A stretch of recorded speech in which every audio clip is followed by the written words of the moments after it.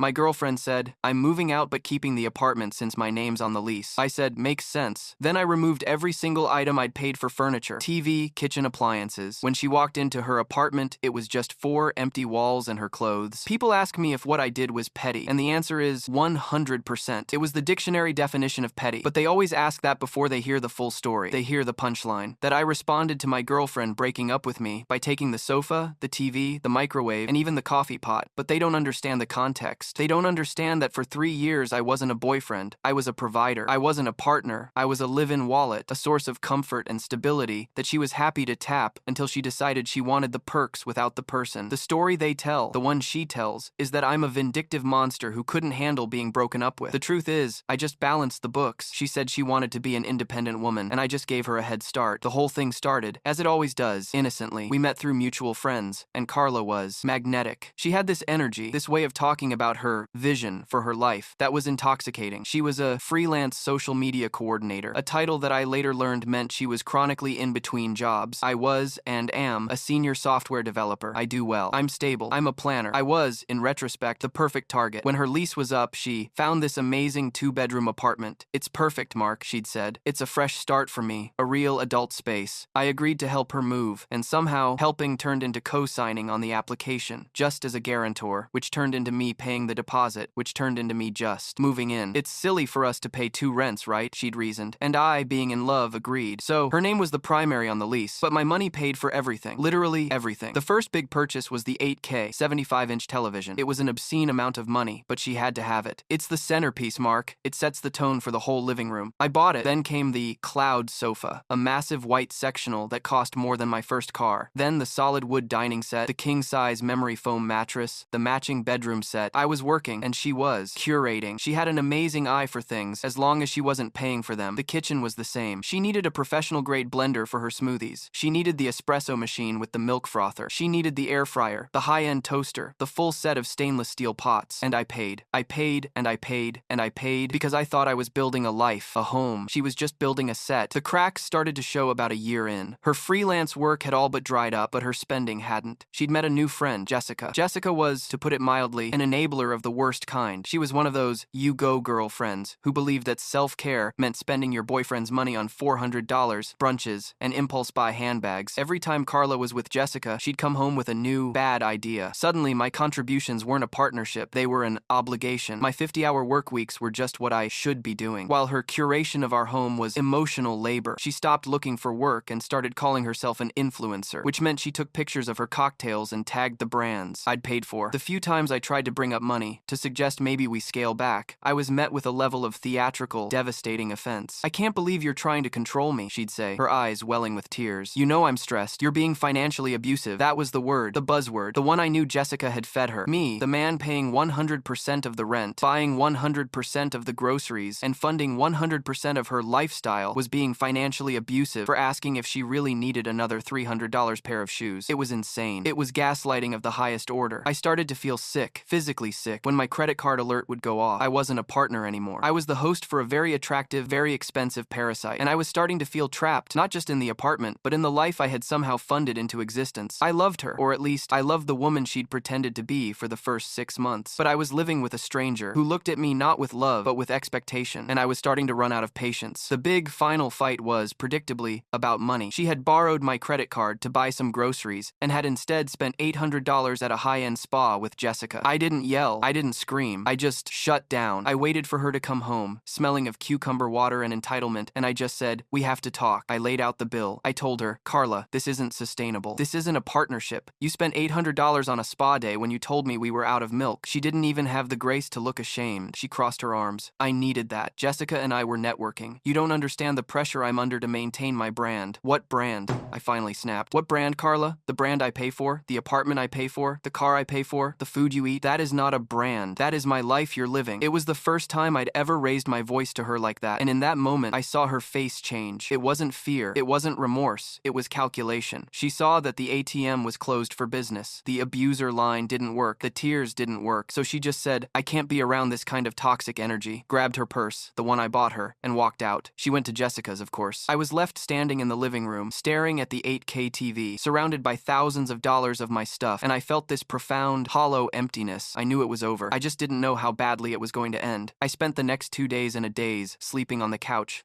I bought, trying to figure out the logistics. How do you untangle a life? How do I even prove what's mine? I'd have to get a new apartment, and I don't know. I guess I figured she'd have to move back in with her parents. I was still thinking like a partner. I was still trying to be fair. I had no idea that she and Jessica were, at that very moment, drawing up a battle plan. She came back on a Tuesday afternoon. I was working from home, in the office, which was filled with a desk, a chair, and a high-end PC I had paid for. When I heard the key in the lock, she didn't walk in. She strode in. She was wearing what I called her power outfit, a blazer and heels, and she had her business face on. Jessica was not with her, but I could feel her presence, like a foul-smelling perfume. "Mark," she said, her voice completely flat, "we need to set some boundaries." I just turned in my chair. "Okay. I've done a lot of thinking," she said, pacing the living room, touching the back of the velvet armchair I had bought. "This relationship is over. It's toxic. You've become controlling and frankly verbally abusive. I can't be in this space with you anymore." I just nodded. I agree. It's over. I'll start looking for a new place. We can figure out how to split." She held up her hand, stopping me. "No," she said. "You're not listening. I'm not going anywhere." My blood went cold. "What are you talking about, Carla?" And then she smiled, a small, tight, victorious smirk. "I'm keeping the apartment. My name is on the lease, Mark. The primary name. I'm the legal tenant. You are just an occupant. So, I've decided. I'm moving out of this relationship, but I'm staying in my apartment. You, on the other hand, need to go." I just stared at her. I couldn't breathe. She was kicking me out of the apartment I paid for. She was planning to keep it. The apartment, the furniture, the TV, the life. She just wanted to swap out the provider. "You have until the end of the week," she continued, "to get your personal items, your clothes, your toothbrush. If you're not out by Sunday at 5 p.m., I will call the police and have you removed for trespassing." She thought she had won. She thought she had delivered the final killing blow. She had cornered me. She had taken everything. And in that moment, all the love I'd ever felt for her, all the pity, all the sadness, it just evaporated. It was replaced by a cold, hard, crystalline clarity. I saw exactly what she was, and I knew exactly what I had to do. I looked at her, standing there in her power suit, smirking. I saw the whole plan, laid out like a blueprint. She and Jessica had cooked this up. They'd read the lease. They'd realized her name was the only one that legally mattered for tenancy. They had, in their minds, executed the perfect coup. She gets to keep the fully furnished, fully paid for lifestyle, and I get my clothes. The sheer, breathtaking arrogance of it was almost impressive. She was expecting me to yell, to bargain, to cry. She was bracing for the fight. So I did the one thing she was not, in any way, prepared for. I smiled. A small, polite, professional nod. "Makes sense," I said. The smirk on her face faltered. It flickered just for a second. "What?" I said. "Makes sense. You're right. Your name is on the lease. It's your apartment. I'm just an occupant. It makes perfect legal sense." She was visibly confused now. This was not part of the script. So you'll be out? "By Sunday," I said, turning back to my computer. "I'll be out by Sunday. You can have the keys then." She lingered for a moment, waiting for something. The explosion? The breakdown? I just started typing. Defeated by my total, immediate compliance, she just said, "Good. Well, I'll be at Jessica's until then. Just be done by Sunday. And don't break anything." I just nodded, not even looking at her. Wouldn't dream of it. The second I heard that front door click shut, I stopped typing. I opened a new browser tab and rented a 20-foot U-Haul for Friday. Then I called my two best friends, Mike and Alex. "Guys," I said, "I need help moving on Friday, and I need you to be ruthless. Also, I'm buying all the beer and pizza." Then I opened my email and my Amazon account. I created a new folder and titled it Receipts. I was a software developer. I was meticulous. I had a digital record of everything. The 8K TV from Best Buy, the cloud sofa from the trendy online furniture store, the solid wood dining table from West Elm, the Nespresso machine, the air fryer, the blender, the pots, the pans, the silverware, the bath towels, the shower curtain, the goddamn light bulbs, all of it. Every smart bulb, every power strip, every charging cable, all on my credit cards, all with digital receipts. I spent the next 2 hours building a spreadsheet, complete with links, dates, and prices. It wasn't just a move. It was a forensic extraction. The next 2 days were quiet. Carla, true to her word, stayed away, though she sent me a few texts. "Just wanted to remind you, Sunday at 5. My friend is going to come by on Monday to change the locks, so don't try to make a copy of the key." I just replied, "Understood." She was reveling in her power, in her victory. She was, I guarantee it, sitting with Jessica, sipping wine, laughing about how easy it was, how stupid I was. She was probably already planning who she'd date next, who she'd bring back to her fabulous, fully furnished apartment. She had no idea what she had unleashed. I wasn't the sad, weak, nice guy ATM she thought I was. I was the man who had built that ATM. I was the man who had the schematics. And I was the man who was about to repossess the machine. Friday morning, 9 a.m. The U-Haul was parked downstairs. Mike and Alex showed up, looking grim but excited. I had the spreadsheet printed out. "This," I said, "is the inventory. If it is on this list, it goes. If it is not on this list, it stays. We are clean. We are surgical. We will not be accused of taking anything that is not mine." Her stuff, to be fair, was easy to identify. It amounted to her clothes, her makeup, a few dozen pairs of shoes, some live, laugh, love signs she'd bought from a craft store, and a single, rickety IKEA bookshelf from her college dorm. That was was it. In 3 years, that was the sum total of her material contribution to our home. We started in the living room. The 75-inch TV came off the wall mount first. Yes, I took the mount. The soundbar went next. The cloud sofa, disassembled. The velvet armchair. The solid wood coffee table. The area rug. The floor lamps. The smart bulbs from every socket, replaced with the cheap, dim, yellow ones the apartment came with. The echo in the room was already profound. We moved to the kitchen. This was my masterpiece. I didn't just take the Nespresso machine. I took the blender. I took the air fryer. I took the microwave that was mounted over the stove. We had to unbolt it, but it was mine. I took the pots. I took the pans. I took the block of knives. I took the silverware tray and the silverware. I took the plates, the bowls, the coffee mugs. I opened the pantry and took the spices from the spice rack. I love that spice rack. The olive oil, the flour, the sugar, all on my grocery receipts. I even took the goddamn toilet paper. I had bought the 24-pack from Costco. It was mine. We moved to the bedroom. The king-size bed frame, disassembled. The memory foam mattress, wrapped in plastic. The 2 matching nightstands. The lamps. We went into the closet. I took my clothes, my shoes, my suitcases. Her stuff was left hanging. A lonely island of fast fashion in a cavernous, empty space. We even did the bathroom. I took the expensive shower head and replaced it with the original, crummy one I'd saved in a box. I took the shower curtain. I took the bath mats. I took the trash can. By 1 p.m., the U-Haul was full. The apartment was a void. It was 4 empty walls, beige carpet, and the faint, sad pile of her belongings in the corner of the bedroom. It was an echo chamber. It was beautiful. I swept the floors. I wasn't a monster. I left her bookshelf. I left the live, laugh, love signs. And on the empty kitchen counter, right where the Nespresso machine used to be, I left her keys. And next to the keys, I left a single, printed-out copy of the receipts spreadsheet, just in case there was any confusion. Then I locked the door for the last time and drove away. We were at Mike's apartment, halfway through the first pizza, when my phone, which I'd set to Do Not Disturb, started to vibrate so violently it almost fell off the table. It was 5:03 p.m. She was right on time. I looked at the screen. Carla. I ignored it. It rang again. Ignored. A text. Where is everything? Another. This isn't funny, Mark. Put my stuff back. Another. My time's stuff? Where is the TV? Where is the couch? I let it go. I took a bite of pizza. Mike and Alex were watching my phone like it was a time bomb. Then the voicemail started. The first one was just screeching. A high-pitched, incoherent sound of pure, unadulterated rage. The second one was, oh, it was glorious. I'm calling the police, she screamed. You stole everything. You stole my furniture. You stole my kitchen. I am having you arrested. You are a psychopath. I muted it. Then about 20 minutes later, a call from a no-caller ID. I picked it up. Hello? Sir? This is Officer Davies. I'm here at apartment address with a Miss Carla. She's reporting a burglary? I kept my voice calm, polite, and reasonable. Oh, hi, officer. No, there's no burglary. I just moved out. We broke up. The officer sighed. It was the sigh of a man who was not getting paid enough for this. Well, sir, the apartment is completely empty. She's saying you stole all her furniture. I didn't steal her furniture, officer, I said. I took my furniture. I have the receipts for every single item in that U-Haul. The TV, the sofa, the bed, the microwave, every single thing. I paid for it. It's my property. I left her a copy of the receipts on the counter, actually. I heard him turn away from the phone. Ma'am? He says he has receipts. He says he bought everything. Ma'am, calm down. Ma'am, please don't. Okay, he got back on the phone. Sir, she's very upset. But she confirms your name is on the receipts. I could hear her in the background, absolutely losing her mind. He can't just do that. It's my apartment. It's our stuff. The officer sounded so tired. Sir, this is a civil matter. It's not a criminal one. You're not in any trouble. We're leaving. But,